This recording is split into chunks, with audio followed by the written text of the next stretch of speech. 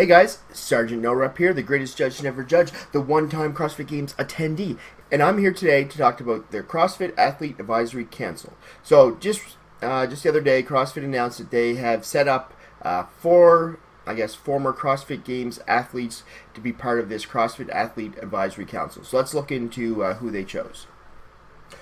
Oh, hey Neil, yeah, you're pretty close there. So this is our our council. So the four members beside me, as you will know, will be Annie Thorsdottir, who is not competing in the CrossFit Games, even though she qualified this year for giving birth to a child. We had Meredith Root beside her. She went to the games once. She's a partner with another CrossFit athlete. She's a co-owner of CrossFit Gym, so she knows what I believe, yeah, she's Canadian, I can tell by her shirt there as well. So down below we have Neil Maddox. Neil Maddox is a long-time CrossFit Games attendee. He also completed the Masters division, very knowledgeable athlete. Then beside him we have James Hobart, who obviously is on the CrossFit Seminar staff, but also was a member of CrossFit Mayhem Freedom when they won a bunch of their titles, so he understands what goes on at the games. So let's see what from CrossFit's own announcement here, what they said. So, for the sport of CrossFit to continue and to grow and succeed, all of its stakeholders must be engaged, committed, and heard. To strengthen that process, CrossFit CEO Eric Roza announced during the town hall meeting last week that CrossFit has created the Athlete Advisory Council to get insight and input for athletes on a wide range of issues affecting the sport. We are proud to announce the founding members of CrossFit's first advisory council are in the four that listed below. What is the purpose of the CrossFit Advisory Council? So this is different from the CrossFit, Union, which was established this year as well. So that is the Professional Fitness Athletes Association. So this is more, focused on looking after the rights and the interests of the athletes themselves.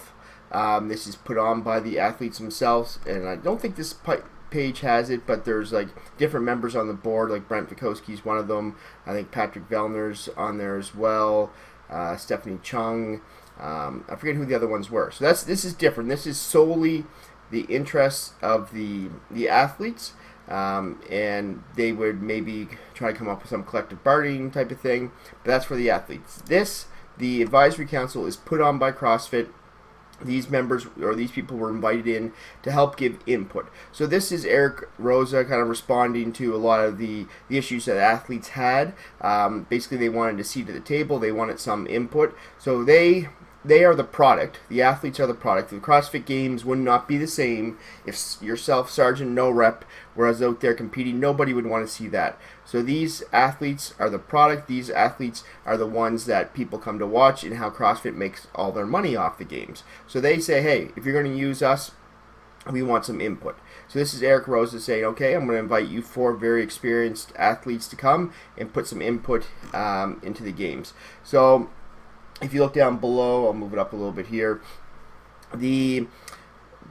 So here we go. The CrossFit Games have grown into an ecosystem involving hundreds of athletes, judges, and partners. Working closely with these various stakeholders will allow the sport to reach new heights, said Justin Berg. He's the general manager of the CrossFit Games. In addition to speaking with individual competitors and groups of athletes, we established the Athlete Advisory Council to tap into the deep experience of some of our most respected athletes. We have already begun to engage with them, and our first online in-person event was a success.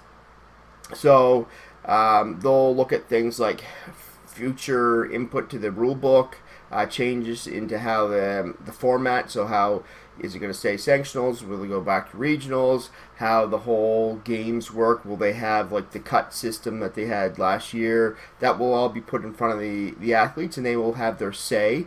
In the end, obviously, it will be CrossFit that makes the decision, but these athletes will be able to, and also what will happen too is all the other athletes, the hundreds of athletes, will be able to contact these individuals, and their ideas can be put forth as well. So we continue to engage directly with individual athletes, affiliates, sponsored events, other stakeholders, and the PFAA, which is the union. The 2020 CrossFit Games will take place in two stages: online competition, and then the 5 men and 5 women will come to California to be crowned the fittest man or woman on earth. So I think this is a good step forward. This ultimately, I guess, and the union's job would be kind of the same. This would be a less, I guess, adversarial type of relationship where the union or the Professional Fitness Athletes Association would be against kind of CrossFit in a way when you look at it, whereas this board, they're working with CrossFit and they're trying to get things done. So I think it's a good change for CrossFit as a whole. What do you think? Comments, likes down below. Do you think the CrossFit Advisory Council is a good thing? Will it change anything? If this happened when Greg Glassman was here, I don't think it would change anything. But it seems like Eric Roza is more in tune to what the athletes want, and I think this will actually help things out. So we'll see you on the next one.